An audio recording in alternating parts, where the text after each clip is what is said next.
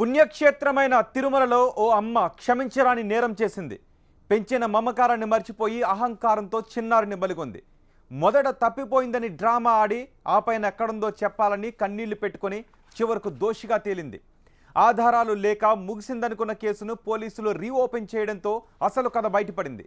అంతేకాదు అందరూ అవాక్కయ్యేలా చేసింది.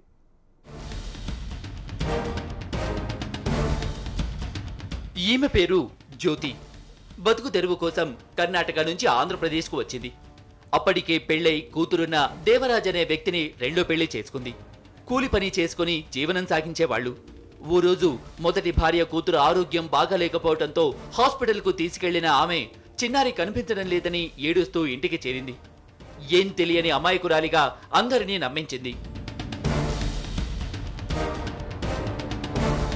మరోవైపు ఈ కేసును పోలీసులు ఛాలెంజ్గా తీసుకున్నా ఎలాంటి ఆచూకీ దొరకలేదు. అంతేకాదు బృందాలుగా విడిపోయి దర్యాప్తు చేసినా కొలిక్కి రాలేదు. 4 ఏళ్ల చిన్నారిని ఎవరు కిడ్నాప్ చేశారనే కోణంతో పాటు అనుమానం ఉన్న ప్రతి ఒక్కరిని విచారించారు. అయినా సరే ఫలితం లేదు. దీంతో పోలీసులు కేసును మిస్సింగ్ మిస్టరీగా నమోదు చేసి దర్యాప్తును ముగించేశారు.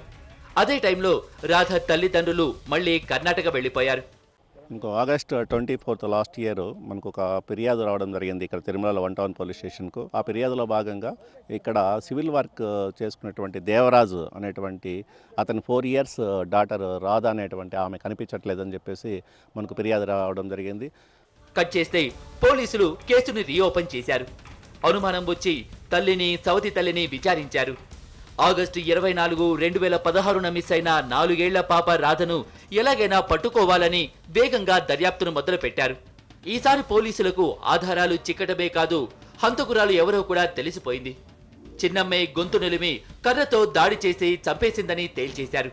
ఆ అమ్మాయిని కిడ్నాప్ చేయబడిందా, మిస్ అయిందా, లేకపోతే ఆ అమ్మాయి ఇంకా వేరే విధమైన ఫ్యామిలీ గొడవలు ఏదైనా జరిగిందా అని వివిధ కోణాల్లో దర్యాప్తు చేసిన తర్వాత అదే రోజున ఆ అమ్మాయి హత్యగా వింపబడింది అని చెప్పేసి ఇక్కడ మనకు తిరుమలలో పాపినాశనం పోయేటువంటి పాత రోడ్డు అనేది ఉంది. పాత రోడ్డు నుంచి కొంచెం ఫారెస్ట్ లోపలికి వెళ్ళిన తర్వాత ఫారెస్ట్ లోపల ఆ యొక్క హత్యగా వింపబడినటువంటి ఆనవాళ్ళు, ఆమెకు సంబంధించినటువంటి పుర్రె, వెముకలు, తర్వాత అమ్మాయికి సంబంధించి చెప్పులు, బట్టలు అవన్నీ కూడా ఒక ప్రాంతంలో మనం కనుక్కోవడం జరిగింది. దర్యాప్తులో భాగంగానే వాళ్ళందరినీ కూడా అదుపులోకి తీసుకొని వాళ్ళందరినీ కూడా పూర్తి స్థాయిలో విచారించి జరిగినటువంటి నేరానికి ఏ విధంగా జరిగిందని చెప్పేసి కూడా బయటకు తేవడం జరుగుతుంది.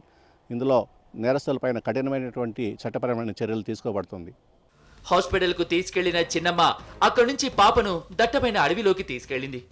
ఓ రాయిపై ఆమెను కూర్చోబెట్టి లావైన కర్రతో 3 సార్లు మెడపై బలంగా కొట్టింది.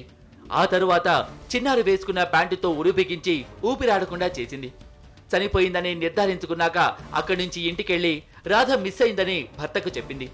చిన్నమ్మ కావటంతో ఆమెను ఎవరూ అనుమానించనూ లేదు.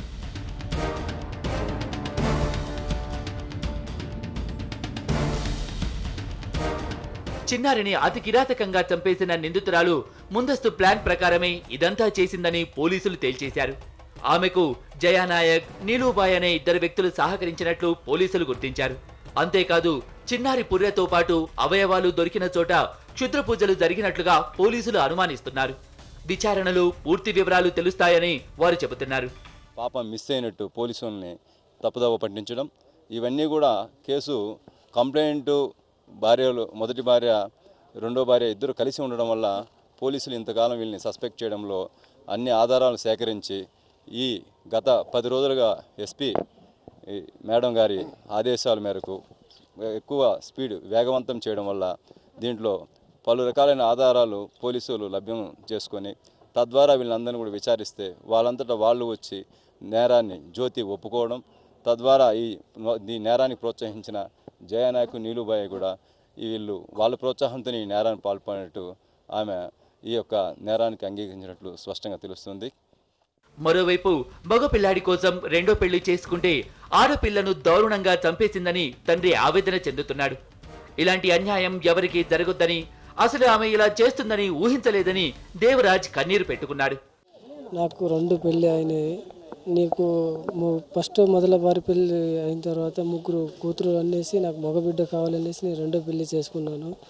2వ పెళ్ళి చేసిన తర్వాత నాకు తెలియకుండానే నా భార్యనే, 2వ భార్య వాళ్ళ బంధువుల మాట విని నా సన్న పాపని ఈ విధంగా తీరుకొని వచ్చి చంపేసింది.